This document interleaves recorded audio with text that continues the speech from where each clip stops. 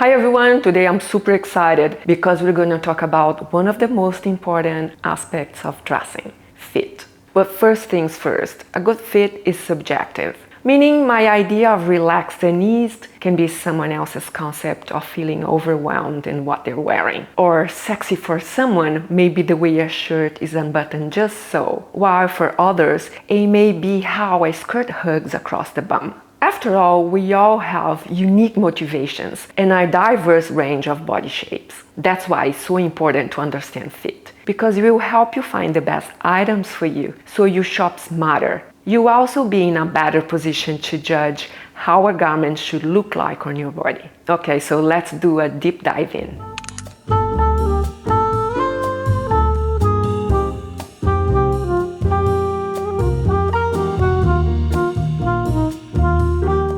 In a nutshell, the fit is determined by trends, styles, personal preference, fabrics, function, and ease. Ease is the amount of room between the flesh and the garment. As a general rule, you should always be able to put at least 2 fingers in between the flesh and the garment, so nothing tighter than that.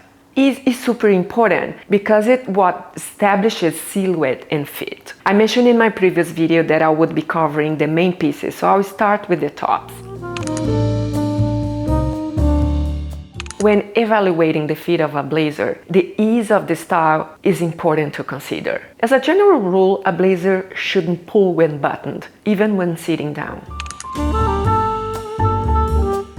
This style sits closer to the body, but it's not fitted. There's no seaming or a nipping waist. The vibe is still easy, but your seam will hit right at the shoulder. The armhole will be at your armhole, and it should fit closer to the arms while still allowing movement. Your shoulder and bust measurement are the 2 most important considerations here. The effect won't be overly boxy. You'll be just perfectly eased, but undoubtedly put together. I like to wear tailored blazers when I'm wearing something casual and relaxed that needs some structure for balance and a bit of polish.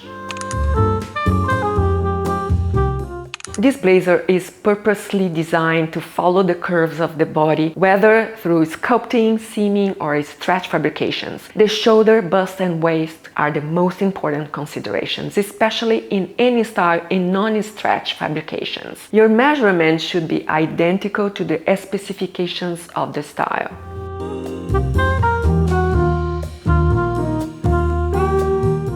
I find that this style suits petite body shapes best. For me in particular, it makes my upper body appear way too small. Oversized blazers will give you a chill, modern vibe that no other style will. Because it's slightly masculine, I find it the perfect compromise with dresses and pretty tops, but it can overwhelm your figure pretty quickly. Sometimes we wear something the traditional way because it doesn't occur to us that we can experiment with our clothes, which can become an impediment to finding what we really love. For example, this one is a tad short, which makes it boxy, so I find it looks better unbuttoned. I myself have never worn my blazer buttoned up anyway.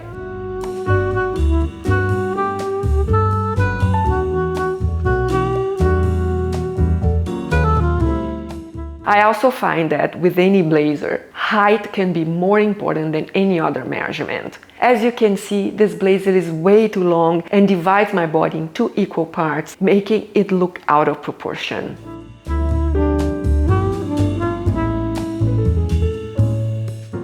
So it's important to find styles that keep the body proportionally balanced, even if you have to size it up or down. When looking for a great outerwear, the same rule used for blazers apply.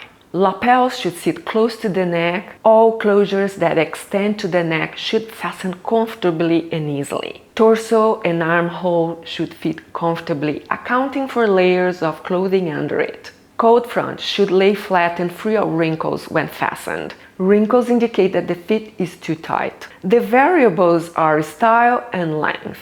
On the fitted coat on the left, the seam meets at the shoulder bone, while for the oversized coat on the right, the shoulders are dropped and they overall feel more relaxed and modern. It's just a question of preference.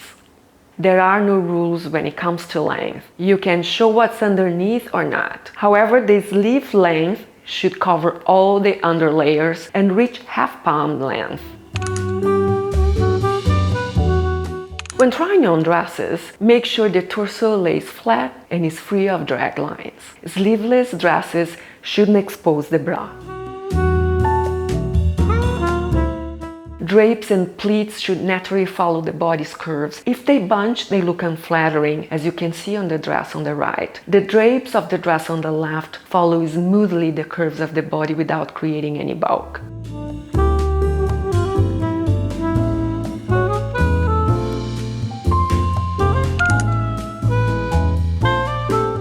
When wearing any shirt or blouse, there should be no pulls or gaps at button front. All seams should lay flat. On fitted shirts, the shoulder seam should meet at the shoulder bone, and armholes should be high enough to allow movement. Sleeve length should reach past the wrists, and the sleeve fit should be close to the body, while still allowing room for movement. Collared shirts should fit closely to the neck, but still allowing 2 fingers to fit when buttoned. Oversized shirts should have dropped shoulders and are overall more roomy, but all seams still have to lay flat. And they are great for wearing layers underneath, but not as a layer itself, because they create a lot of bulk. They lend a masculine vibe that can be either reinforced with boyfriend jeans, for example, or polished up with wide leg jeans, a cute belt, and mules.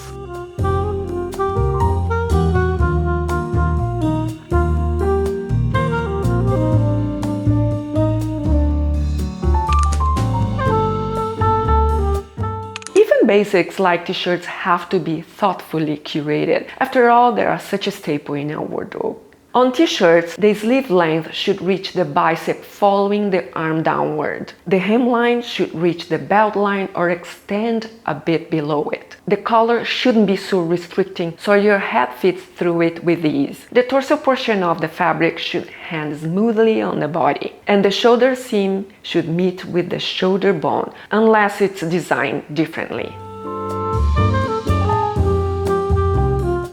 A little reminder, if you're new to my channel, don't forget to like this video and hit the subscription button. There's a new video every week with lots of styling tips and outfit ideas to help you find your own unique style and feel more confident in the process. Also, don't forget to follow me on Instagram, where I share some seriously stylish ideas on a daily basis. Okay, moving on to the buttons. As the name suggests, this is designed to sit right at the natural waist. If you don't know where your waist is, here is an easy trick to help you find it. Bend your elbows and put both hands on your waist. Where do they naturally gravitate to? That's your natural waist. It's usually the narrowest part of your torso. The waist is the critical measurement here. It should be around 2 fingers greater than your natural waist, so that you are comfortable and you can eat. It is good. This style is super flattering on most body shapes because it cinches the waist, elongates the legs, and bypasses the hip area. When standing, pants should be free of wrinkles, puckers, excess fabric, and side seams should hang perpendicularly to the floor.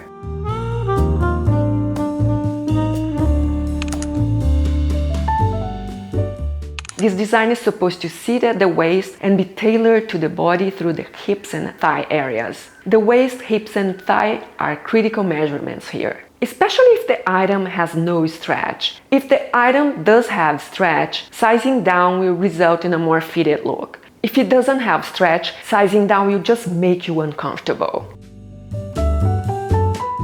If you size up the pant, it will likely require some tailoring, unless you find an item with an adjustable waistline like this one, which I find super helpful because I can adjust to my liking as I go according to my mood.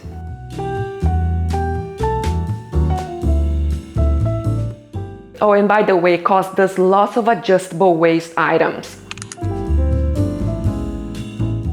It's worth mentioning mid-weight items because they're having a comeback. They are designed to sit just below the waist for a relaxed feel. The zipper length tends to be shorter and the waist opening wider, which tends to visually communicate ease. So as you can see here, I'm wearing a relaxed style with an open hem, which allows me to show off my shoes. I like this variation, although it's not necessarily the most elegant. I like options. Options are good. In this case, I opted for a slim fit top to showcase my waistline, which is more flattering.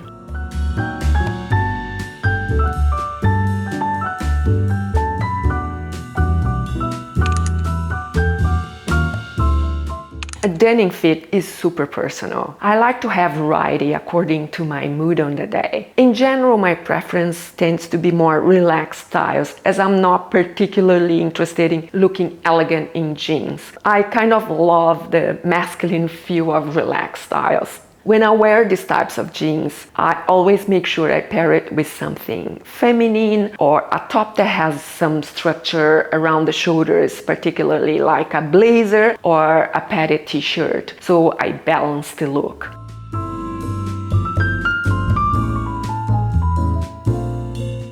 As a general rule, choose styles preferably made of 100% cotton, but 2% elastane max is acceptable. And never dry jeans to help preserve their elasticity. Regardless of the style you choose, you should be possible to gather an inch of fabric at the waist when standing. You should follow the natural curves without clinging around the hip area. Slant pockets and pleats should lay flat, and you shouldn't need to pull it down when moving. Overall, a good fit instills confidence, allowing the body to move freely so that your clothing doesn't slow you down. Therefore, you should choose fabrics and styles that are suitable for your lifestyle. But above all, find styles that best resonate with your personal style, with your mood, so you highlight your personality. Okay, that was it for today, everyone. This wasn't about body shapes, but rather fit preferences and general rules. I think it's super important to know fit even before we buy our clothes, so we know what we're looking for. I hope you find it helpful. Please let me know in the comment section below. You know I love interacting with you. Thanks so much for watching, and I'll see you in my next video. Take care, everyone. Bye.